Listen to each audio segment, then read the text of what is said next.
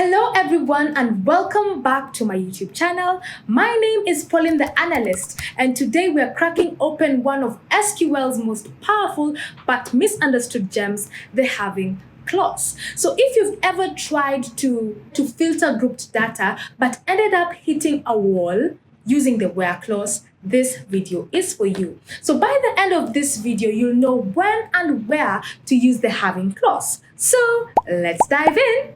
So in this video, we are going to cover 1. What having does and why it's not the same as where. 2. A step-by-step example with sales data. 3. The exact order SQL processes having. This trips up beginners. 4. Real-world use cases, for example, finding high-value customers. And finally, common mistakes and how to avoid them. So let's get started. In our next segment, we are going to differentiate between having and where. Where filters rows before grouping, while having filters groups after aggregation. So here's the secret. Having only works with group by. So on to our next segment, I want us to set up our database. So let's create an orders table to experiment with. So to create a table, we know that we start by writing create table, and then the name of our table in this case is orders, and open your brackets. Then our next duty is to add columns into our table. So for my first column, we'll have the order ID, and since it's a number, its data type will be an integer, which is represented by int, and this will be the primary key of the table. My next column will be the customer ID, and since it's a number, its data type will also be an integer. On to the next column, we have the order date, and since this is a date, its data type will also be a date. On to our next column, we have the amount column, and since an amount can have decimals, its data type will be a decimal. And our final column is the region, and since it will be text, its data type will be varchar, and I do not want it to have more than 50 characters. So close your bracket and then highlight your query, execute it, and voila, your command has been completed successfully. And as we all know, we have to add data into our table. And for us to add data into the table, we have to use insert into. So we insert into our table name, which is orders. And remember, we are inserting values into this table. In my first row, we'll have the order ID, which is 1, the customer ID, which is 101, the order date, which is 15th of January 2025. Our amount will be 150. And the region is the East. Moving on swiftly onto our next row, our order ID will be 2, our customer ID will be 102, our order date will be 20th of January 2025, our amount will be 200, and our region is the West. Onto our next row, we have our order ID is 3, our customer ID is 101, our order date is 5th of February 2025. Our amount is 75 and our region is the East. Moving on to our next row, which is order ID is 4. Our customer ID is 103. Our order date is the 10th of February 2025. Our amount is 500.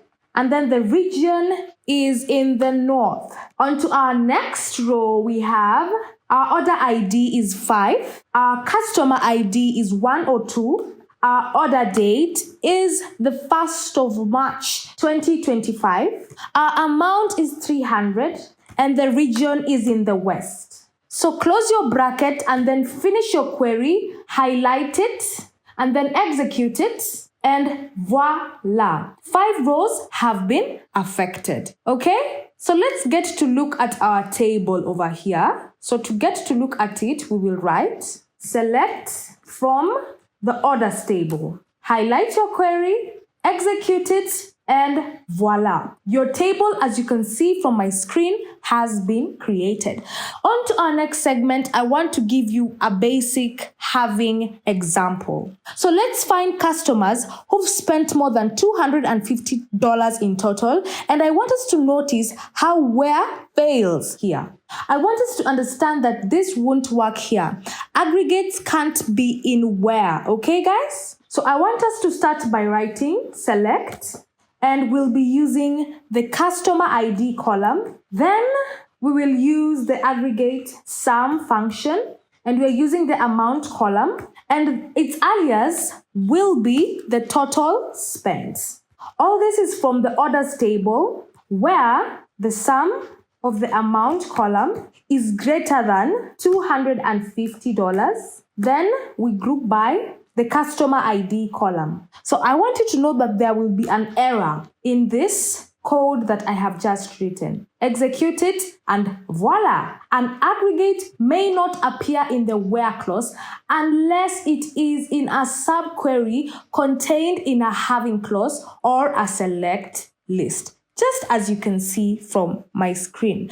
But when we write the correct halving version, we'll start by writing select. We'll select the customer ID column. Then we have the sum of the amount column. And this, I want it to be greater than the $250. So in that, we'll be writing select. We'll be using the customer ID column, and we'll have the sum of the amount column as the total spent. All this is from the orders table.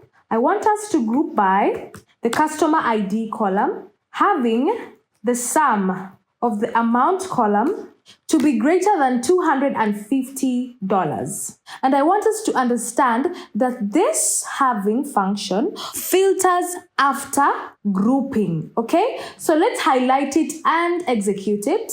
And voila, your customer ID, and which is 102 and 103, that are more than $250. That means customer ID 102 and 103 spent over 250 in total. So I want us to see that halving saves the day by filtering the grouped results, not individual rows. So on to our next segment, I want us to understand SQL's execution order deep dive. So here's why order matters. 1, from plus join helps you get the data. 2, where filters rows. 3, group by creates groups. 4, halving filters groups. 5, select chooses columns. And finally, order by sorts results. So the pro tip that I want us to understand here is that you can reference aliases in halving, but not where.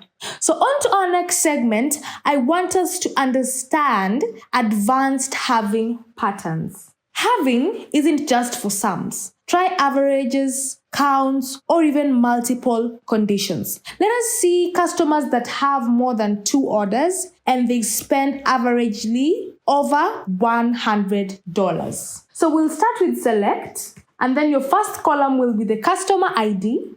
Then we'll be using the count function, and its alias will be the order count. And we'll find the average of the amount column, and its alias will be the average spent. All this is from the orders table, and then we want to group by customer ID column, and we'll use the halving clause, having the count function, which is greater than or equal to 2, and the average of the amount column is greater than 100. So highlight your query and then execute it, and voila.